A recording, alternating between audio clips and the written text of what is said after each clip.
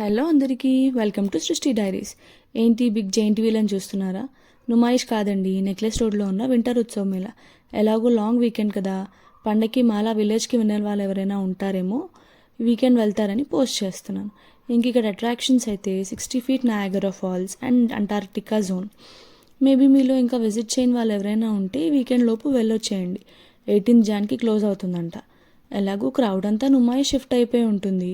ఇక్కడ కొంచెం ఫ్లో తక్కువ ఉండే ఛాన్సెస్ ఉన్నాయి అనుకుంటున్నాను. అండ్ ప్రైజెస్ కూడా నుమాయిష్తో కంపేర్ చేస్తే తక్కువే. పిల్లలకు కావాల్సిన ఫుడ్ స్టాల్స్ అండ్ రైడ్స్ అన్నీ ఇక్కడ ఉన్నాయి.